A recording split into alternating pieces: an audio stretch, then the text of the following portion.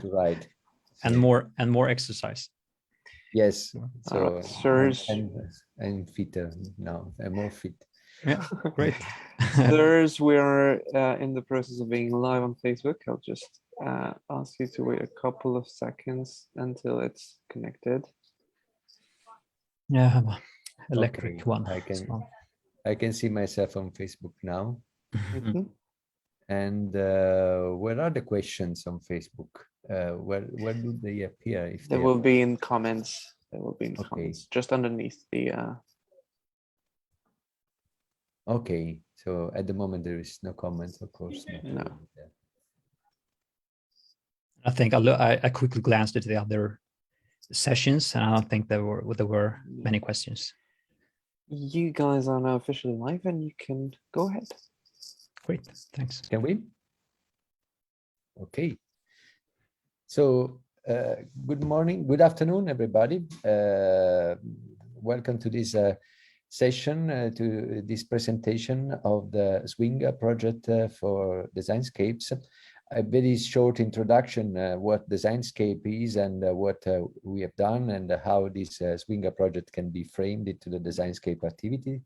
Designscapes is a EU project, and we managed to we had a relatively small amount of money, 1.5 million euros, which we distributed to 99 small projects in Europe to generate innovation, design-enabled innovation in the urban context. This means that we try to create a sort of punctual innovation processes, but also we tried not only to generate those processes, but also to make sure that those processes could be somehow scaled up. So could go through a phases of feasibility and then prototyping and then scaling phase. And this is because we believe that it is important in Europe to stimulate innovation, and we demonstrated that we can do it in a sort of frugal way with a minimal amount of money, considering the number of projects we have funded. But we also want to demonstrate, or we want to explore at least, how those process can make an impact, and so can generate a larger phenomena of design-enabled innovation in the urban context. And we have been touching, we had the opportunity with those projects to touch many different topics. And one of the most relevant topics, I would say, is this topic of the sharing economy, which is exactly what the Swinga project has been done so far. So I think that Henric Barkman will be much better than me in explaining what this project is about. So I will leave him the stage, and we can also, and we can later discuss what are the main issues emerging from this project, which is very interesting, also with our guests Oksana and Peter Falk. Henric, it's the stage is yours. Thank you so much, Nicola. Thank you for the introduction. And you mentioned it was a minimal amount of money you mentioned. But for us as a grassroots initiative, it was actually a decent amount, I would say. I know it's not much money, but for us, it was very, very valuable. And I'm very thankful for the support from the Designscapes project. So yeah, thank you so much. It's been a pleasure to be a part of the Designscape project throughout the all three steps, as you mentioned. It was a pilot study, the prototype stage, and then now scalability proof. So yeah, thank you so much. And yeah, my name is Henric Barkman. I'm one of the co-founders of the sharing app Swinga. I have been working on the topic of sustainable consumption and sharing economy, specifically for my whole career. So I started, I think it was in the civil society at the fair trade label as a project manager there, and like a civil society sphere, and then moved on to the academic sphere and was a researcher at Stockholm University, again studying sustainable consumption. And nowadays I'm working with Swinga and also in the municipality of Karlstad. So I had the pleasure of like working with this topic in like all large societal spheres. So yeah, let me just get my presentation going. This. Yeah. Okay. Yeah. So as I said, Swinga, it's an app that makes it safe and easy for us as neighbors to share tools, recreational equipment, and much more with each other.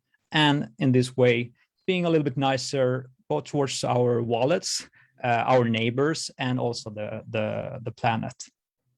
And for us, it all started with a sewing machine. You can see a small sewing machine here at the screen, and that was the trigger for my wife and also co-founder Anna, who woke me up one morning and said that I hadn't sleep for a whole night. Basically, I had this idea, and she told me about this idea that she had about an app that would make it easier to borrow stuff from each other instead of buying new over again. And as we know, much of the things we are buying, they just stand still in some like drawers and somewhere around the house. And as you know, we live in a very, very, very wasteful society, a society of overconsumption, and we need to find strategies desperately to combat this. So this is one way, and this is our way of trying to contribute to that. But Swing isn't only about like creating a more circular economy or combating climate change. It's also about making people meet in the neighborhoods and strengthening the social capital, and just making an easy way for people to say hi to each other and to knock on each other's doors and ask if they can borrow something. So that is equally as important for us, the social dimension. So we are quite ambitious. So our goals is to as I touched upon, to combat climate change, strengthen social capital, reduce inequality. But we are also another mission. We want to democratize the startup model. So our vision is that people from different groups should come together and together take care of the resources that we have, and to stop our consumption, strengthen solidarity. And we will do this by creating opportunities to share resources via platforms that we all contribute to and govern. So that is the reason that we are a platform cooperative. And I will touch upon that a little bit later in the presentation. Yeah, so what have we been doing these years in the Designscapes project? Well, I'm happy to inform you that we have now scaled to 23 areas in Sweden. We do this stepwise, so we haven't opened the app for everyone in Sweden at the same time, and I think that has been I'm very happy about that strategic choice. That has made us being able to learn from each launch cycle. We learned more, and it also makes it easier to create this critical mass of users in one area at a time, which is so important for making these kinds of sharing initiatives work. So yeah, 23 areas, and as much as 20 of them was done within the Designscapes project. And then I can say it wouldn't been able to do that without the support from Designscapes. But I should also mention, of course, that we have several partners, Stiftelsen Karlstad, for example, Stockholmshem, and many more that have supported us, and also several volunteers and more. So it's been a group effort.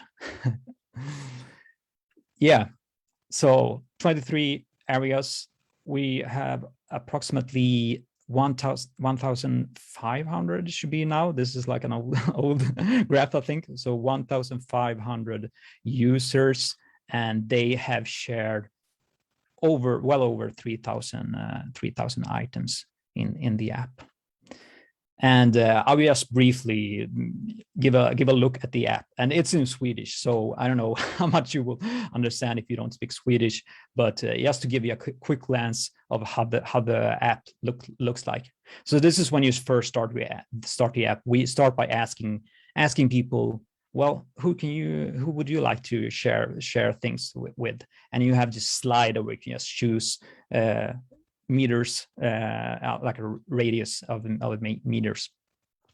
So it's quite simple. And then we ask them, okay, so what do you usually do? What are your interests? And someone say, well, I like to go skiing. I like being out in the nature, and I have kids or something. And you can just check these in the app. And then we say, well, okay, then you might have something of these items, and people can just check the items.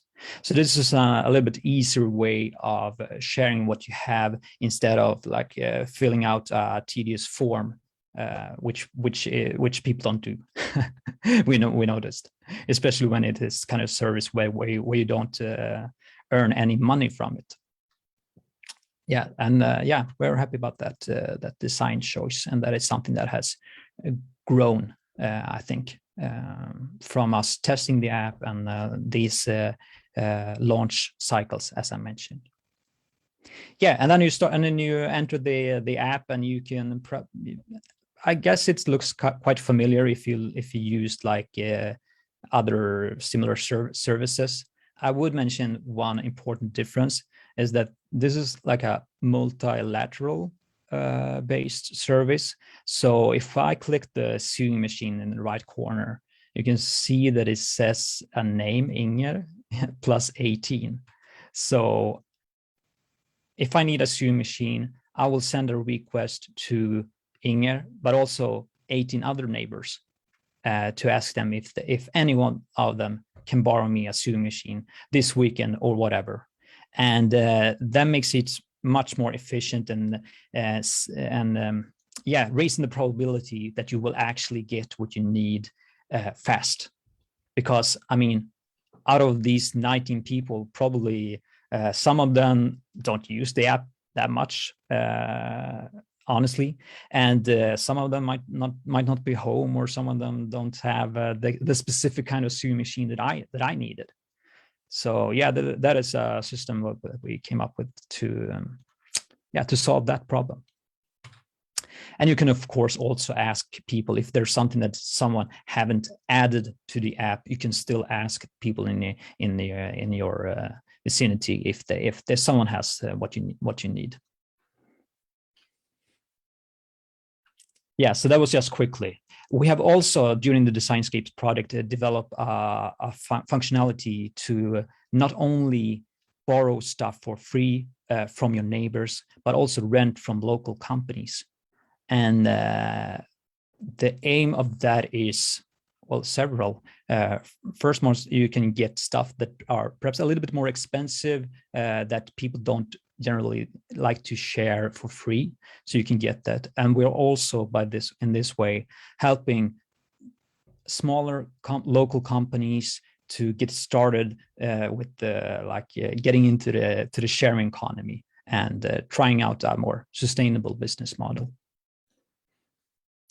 We have also developed groups system. So you can create a group for your workplace and share stuff, not only with your neighbors, but also with the people you work with.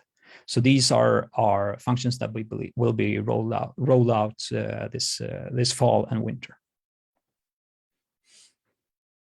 Yeah, and this is a little bit what it looks like in the app in one area. So it's a lot of stuff and a lot of users actually. Yeah, and here's the team. Our most important asset, of course. They're so nice to work with, I have to say. Yeah, it's a great bunch. But as you can see, the developers, Andreas and Christian, they are a little bit shy, or a little bit, what do you say? Very, they take integrity at, they think that is very important. So they don't share images of themselves online.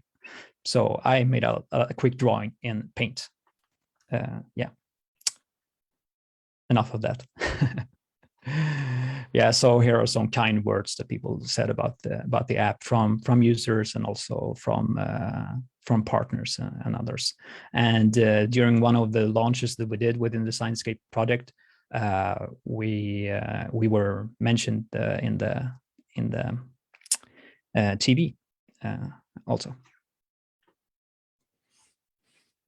Yeah, so that was a quick introduction to Swinga and what we have been doing during the Designscapes project. And I would like to take a few minutes in the end of my presentation here to just look at the horizons and see what's next for the sharing economy, and how we are trying to contribute to the development of the sharing economy, and to a fourth generation, as I would call it.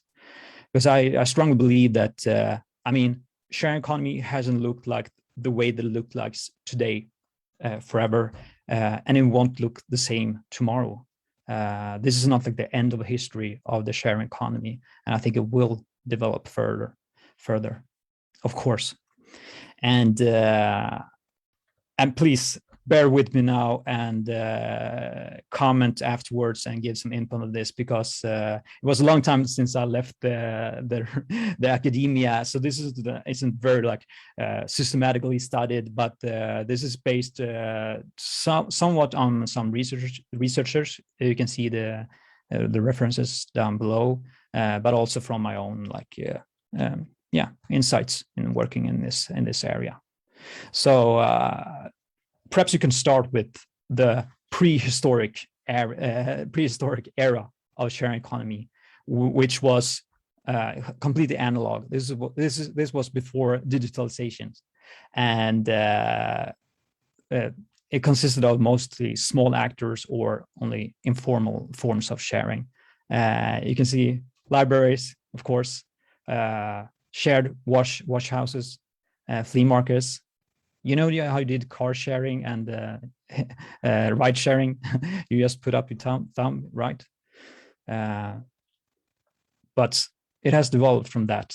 So I would say that the next step, following the development of technology mainly, but also perhaps economy, will be some sort of early age of sharing economy, which was spurred from when the internet became a thing, and that made it much easier to post an ad that is something you wanted to buy or sell. Instead of posting it in the paper, you can post it online, much easier. And I think also it helped a lot of carpooling, where you can have booking systems on the internet. So I would call this perhaps not sharing economy.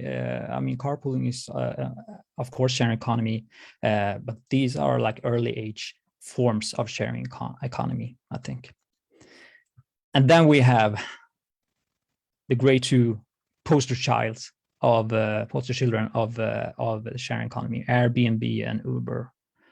And there's much to say about them, but I think those actors created a need to create this term sharing economy.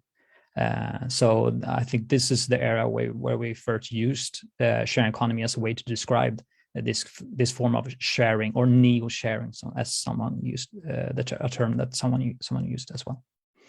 So this was driven by, again, technology development, people using smartphones, and I think this era is characterized by some quite few, I would say, large disruptive multinationals.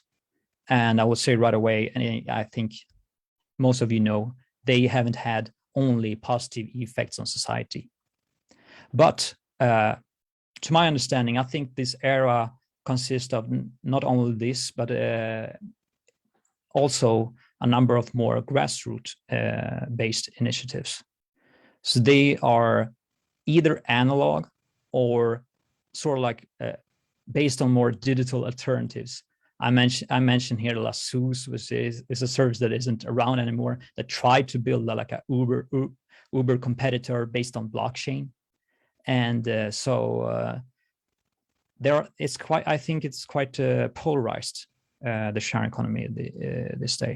You have the grassroots initiatives and you have the multinationals. And as I said before, I don't think this is the way it will look like. So let us just glance a little bit in the future to a fourth generation of sharing economy. Here's a quote. I don't know if it's exact quotes, but Hugo Guiade, a researcher at Linköping University, pointed out that the potential of sharing economy has only been realized to a small part. And in fact, we can see that we have negative effects from several large actors. And I think also that one reason is that sharing has only been used in a quite superficial way, I think. So a fourth generation, I mean, of course, it's going to be a lot of guesswork. I have one trend that I see, and I think I'm pretty sure that it will go this way. I think that sharing economy will follow other markets, and if we look at other markets, we can see that initially it's a lot of initiatives, quite fragmented, and I think we'll see some sort of consolidation. It doesn't have to mean like that there will be some sort of like almost monopolies, which we have seen, of course, with the large actors as well. But what I'm talking about here is that I think that we will start to see more integrations between services.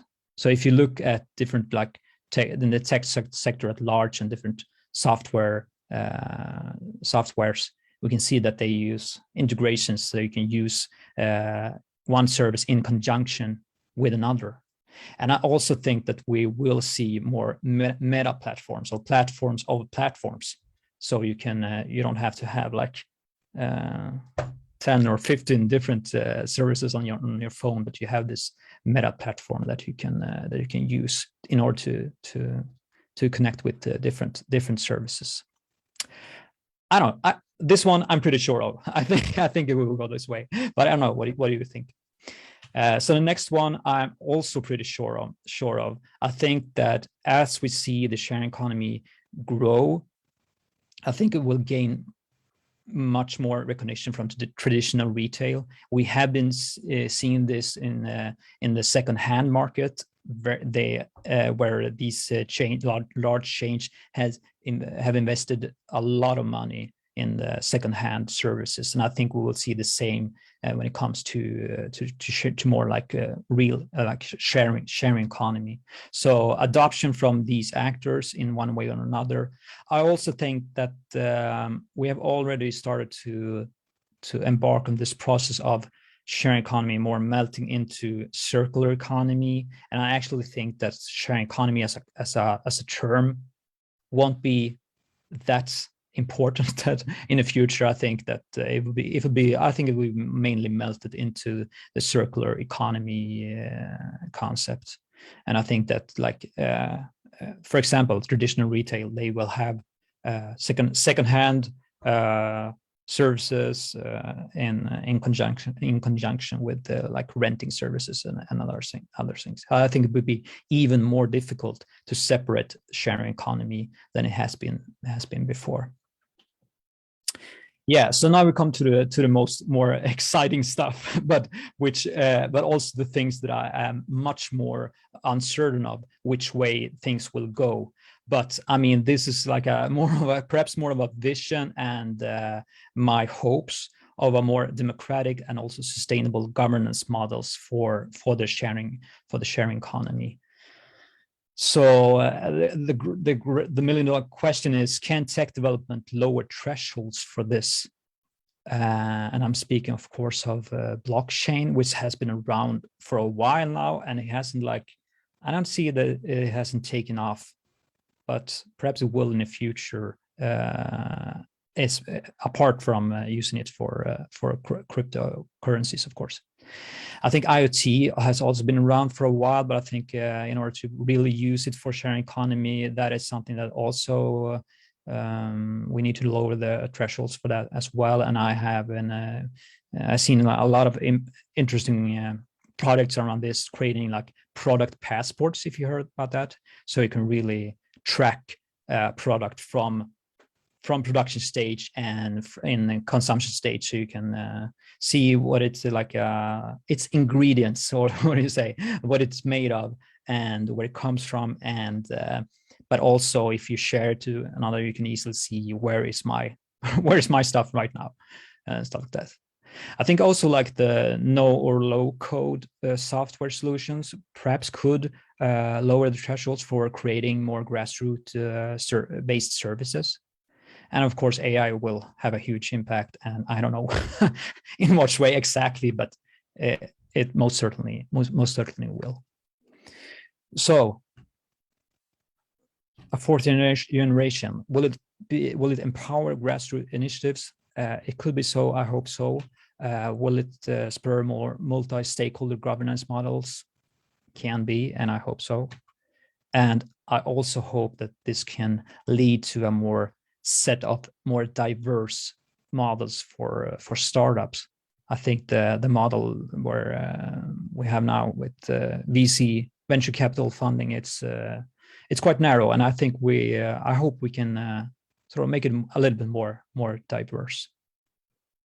So this was like three aspects of what a fourth generation sharing economy could look like, and I'll be happy to hear what you have to say about it.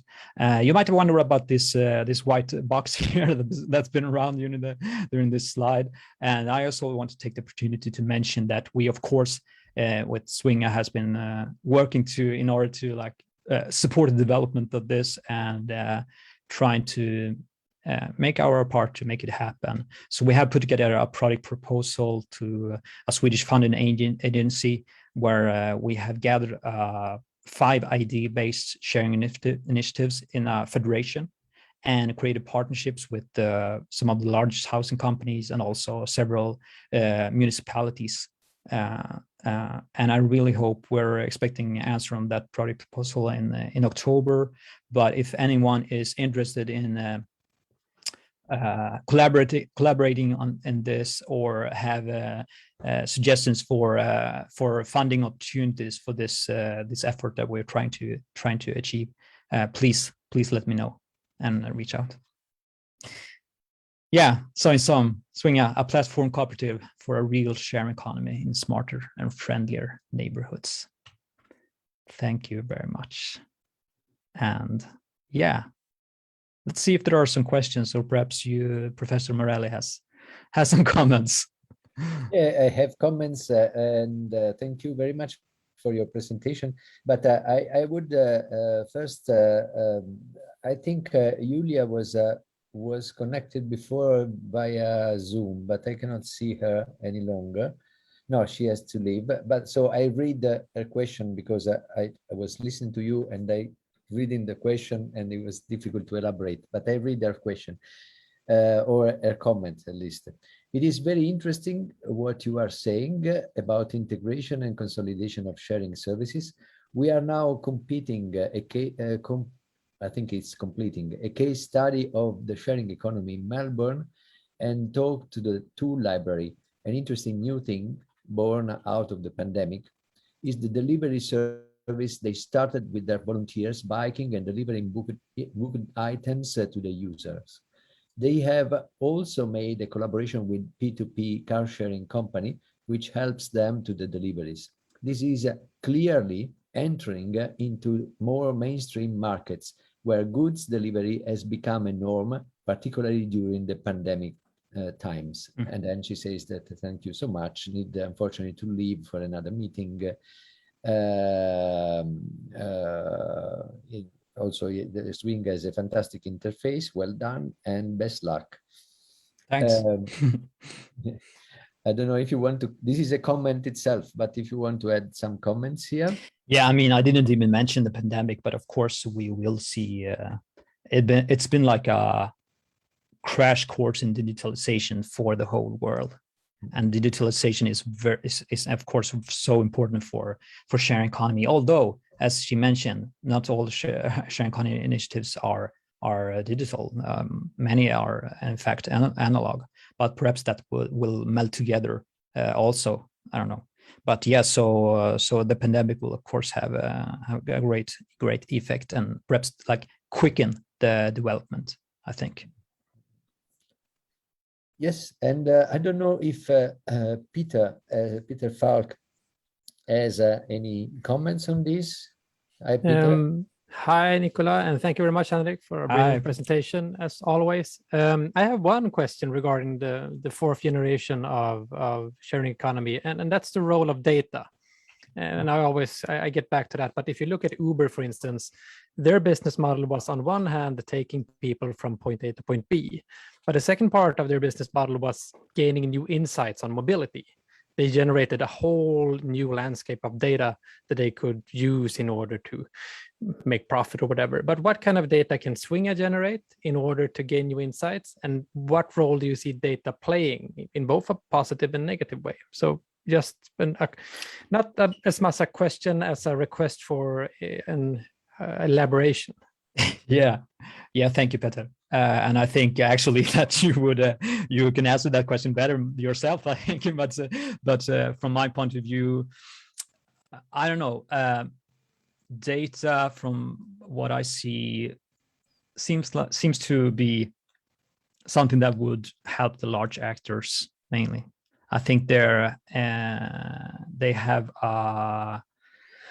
what do you say? They have started long ago and have a Försprung in Swedish. Försprung. That's used. Head start.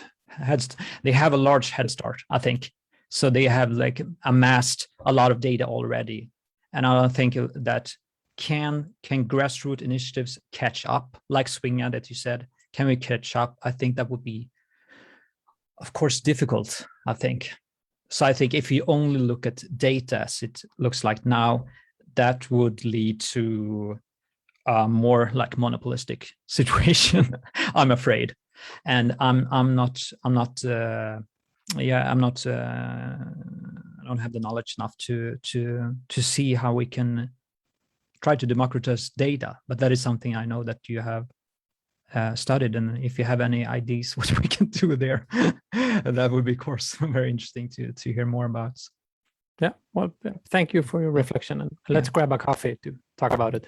Excellent, wonderful. It is the question of data is something that we have in common also with Peter, because we knew each other from an old project about data. But my one question that I have is because I try to understand what is, if we can actually see a point in which the sharing economy, the turning point for sharing economy that started the path towards the massive usage of sharing economy by big companies. And my suspect is that it's when somehow currency is or money is actually introduced in the process. I think I didn't understand how your project developed. Initially, it was volunteers, but then there was I think you are also introducing now pay-for-use items. So maybe your project is interesting because exploring your project means also trying to understand whether there are mechanisms that are changing in the sharing process, from being social to be social commercial or even commercial. I'm thinking about another case that is quite significant in my opinion, is the shift from couch surfers to Airbnb. Couch surfer is a totally free system. I suspect that the people from Airbnb just found out, I don't know which came first, but my suspect is that the Airbnb came from the monetization of couch surfer. So one form of monetization is when you pay for the exchange, and the other form is the one Peter was mentioning before, when you monetize by using the data that you can actually get from the system. But your case is probably similar to the first one, or can give us insights on the first one. What do you think? Yeah, very interesting reflection. I think that I mentioned Hugo Giader, a researcher at Linköping University, and he did a dissertation. I don't know the exact title, but it was called something about the heart and wallet paradox of a sharing economy, and he was proposing that sharing economy, like they need to like balance these two logics between the heart and the wallet. But as his opponent pointed out, I think Oksana Mont, is that we rarely see these initiatives that actually combine these two logics. It's most often either or. So I have very few. I actually can't think of anyone who's really like in the middle of this, where we're both trying to like monetize, but also keeping it socially, focus on the social aspects. I think, and that is what we are trying to do. But I don't know. I don't know if it will work. But yes, we are trying to like solve that paradox of the heart and wallet. Did you, I mean, this is probably a very academic question that probably shouldn't be interesting for those who want to create innovation, but I love it. I almost love academic conversation. I miss it from my days in academia. Yeah, but what I'm curious about is, you know, we have always, for a long time, we've been talking about the sharing economy for its mentioning it's one of the main values that sharing economy can bring is actually the reinforcement of social interactions and social cohesion among people and so on. Yeah. Did you try to observe that and try to measure it? I mean, measure is difficult, but I understand. But did you try to understand? I mean, can you demonstrate in some qualitative or quantitative way?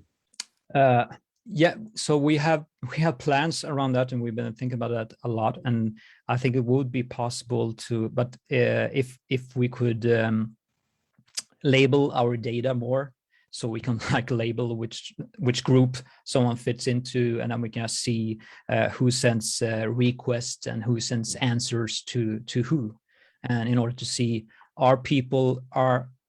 So what we're interested in is, do we get a cocooning effect, if you ever heard that term, of social capital, where only people from the same group are sharing stuff with each other?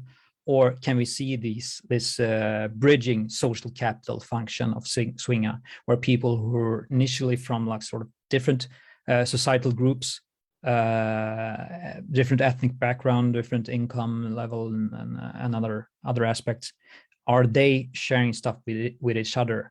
I hope we can foster that, and we have also been looking at some research again with the advice from Hugo Giader, who started this, how you can foster bridging social capital in these kinds of services.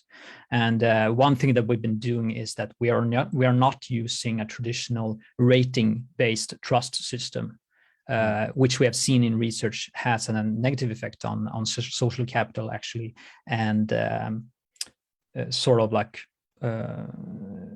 more promotes discrimination actually. So we've been trying to do stuff, but we still haven't like developed our like admin tool in order to really be able to measure it, and we haven't labeled our data. Also, there's also like a question of integrity and sort of like, I don't know. It's a tricky question. What you can and what you should do with data. So you need to balance that and always remember to keep integration in the first room.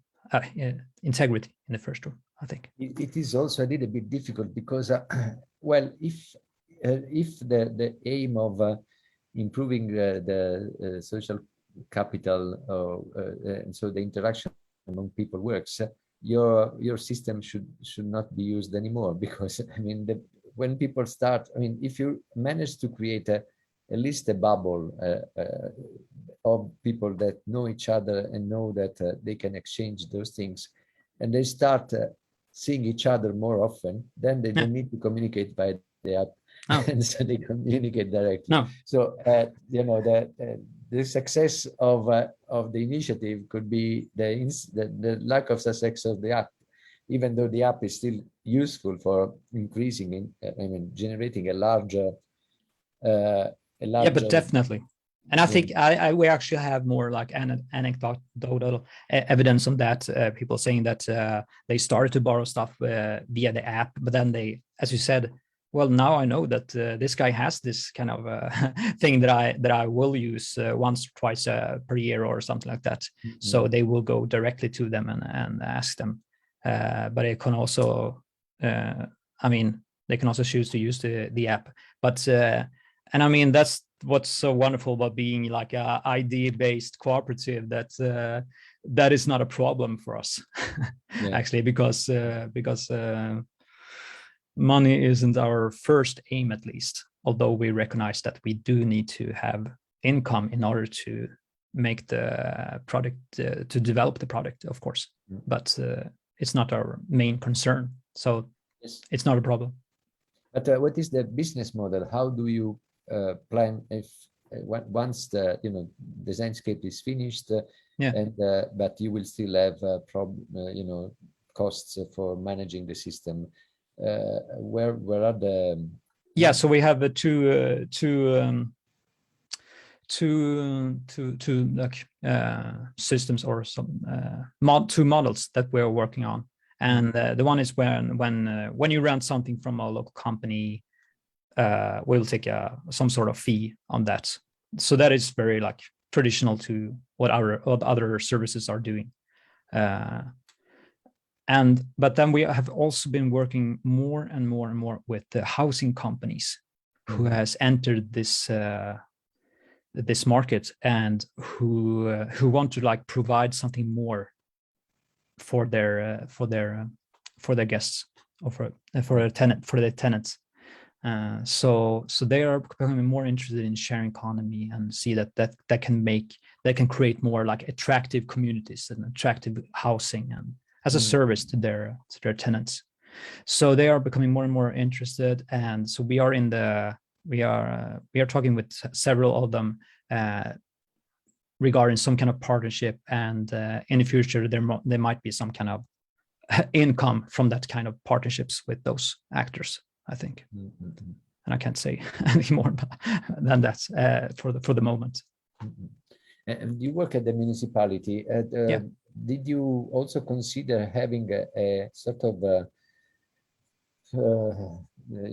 integration or inclusion of Swinga as a service offered by the municipality? Yeah, so the municipalities, at least in Sweden, and I think it's even more so in other countries, they are, in some cases, they want to be the provider of a service. But in most cases, they are more happy if civil society, or even more preferably, I think, to most politicians, if the market can solve this and be the one who provide these services. Yes. So as a starter, they don't really want to provide. However, in some cases, they are doing that, and they are doing it. For example, when it comes to Fritidsbanken, it's a library of things, specifically recreational equipment and sports equipment in Sweden. Where I think there are over 100 of these kinds of libraries all over Sweden, and they amassed over like 1 million transactions, I think, or so it's something that's becoming huge, and I think almost everyone is some sort of like funded or provided by a municipality. So the municipalities are taking responsibilities in this area and do provide some services to their citizens.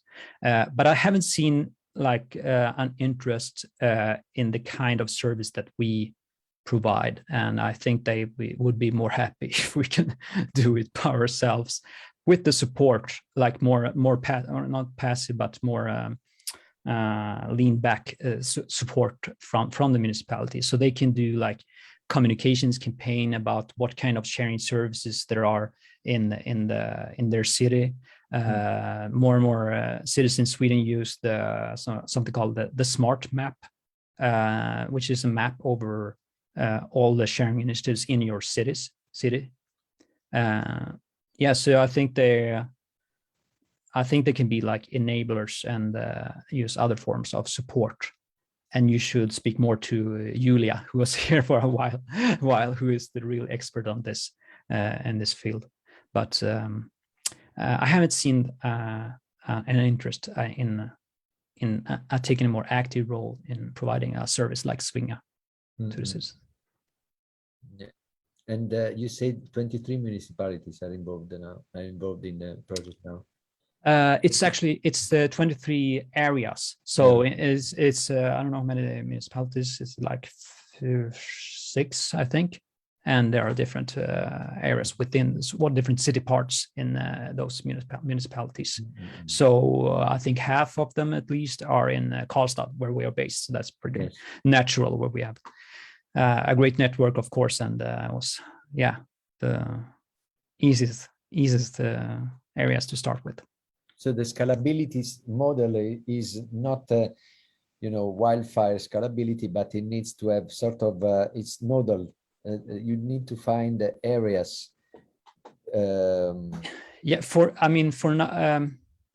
now, but for now it's like we need to like make a decision. The team need to make a decision: should we open this area or not? But when we see, of course, that when we open in one area, people living nearby gets interested, see that this service exists and it's in media and so forth. And we have with our web page where you can sign up your interest in the app. And we see that, when you open in one area, people around that area get interested, and it will, of course, be easier to open up for those areas as well. So it's sort of like a combination still. I hope that we can get some more automated like opening system in the future. I know that other similar services are using that kind of model. So yeah. I don't know if there are other questions from Peter. I'm watching the Facebook live, and I'm not very good in Facebook live understanding it, but I don't think there are comments or questions from Facebook live unless I'm watching in the wrong place.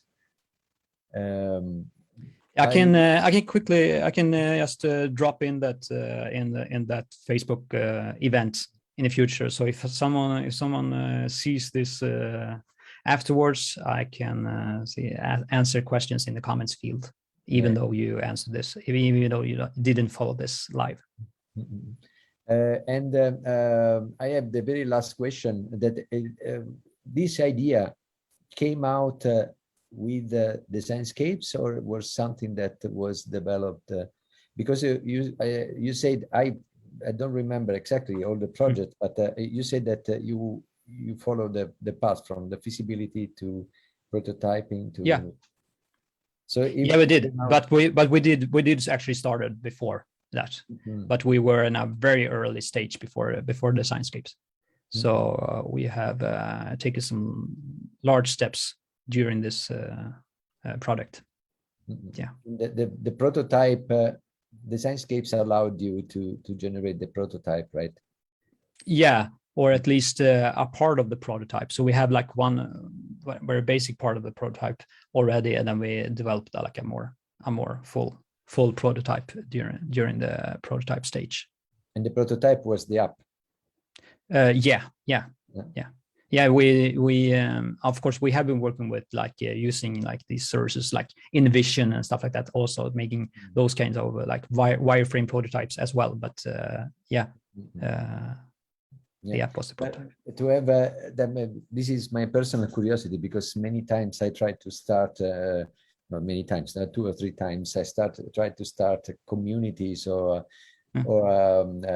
small networks online, and I found that it's not very easy. And it's not because you put the communication channel, in your case the app, you do have people participating. You need to have a community, a local community that is actually already talking through other channels. Yes. You create the community, or the community was already there and you were part of the community, or you plugged this app into an existing community? I think that the most successful strategy would be to plug into an existing community, of course. But the community that we are plugging in Swinga into is like the neighborhoods, and that differs so much from neighborhood to neighborhood. So we can see that neighborhoods that already have a strong community, of course, it's easier to make Swinga work there. But as I mentioned earlier, our aim is not only to like support those areas, because they they already had a functioning, it's like a social capital, and but we also like to support areas where social capital is low and where the community isn't that strong. So in those areas, we have been trying to start off with doing a mapping. What kind of like actors are active in this area, and you can start by looking at what kind of organizations are active. And ask around. We see that we need some kind of local partner in order to start in one area to make it work, who has their own communication channels into the site. So it isn't enough with that we see that people have signed up interest on our website in the area. Say if you have 10 people in one area, we see that we need a local partner who has their own communication channels and who also know other organizations in the area. So that is where we're trying to find these channels that spread out in the local area. Do you have a template or a framework for doing that, fixed one? That would we have. Interesting to see. It's quite basic. I don't know what it's like a Kanban board where we have steps, and it's divided into like preparatory work and launch and establishing, and then activation, which is the most difficult part, because we have seen that it's quite easy actually to get not easy, but to get a good amount of people downloading the app and checking it out and adding items. But then the real mission here is to activate them as users also. Because it's a new behavior for many people.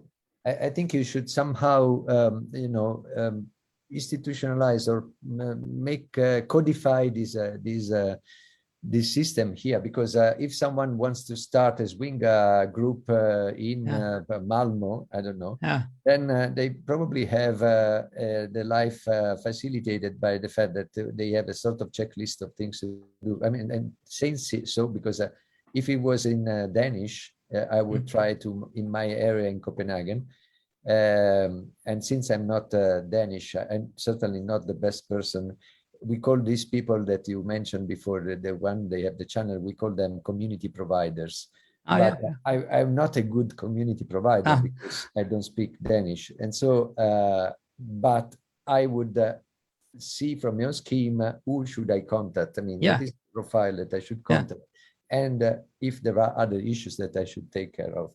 So probably it would be a very good complement to your work to say, okay, we have a kit, a starter kit. That sounds excellent.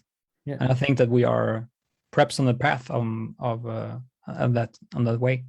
And because this model has been like refined during all these cycles of launching a new area, where we learn and we just change small things here and there from each cycle.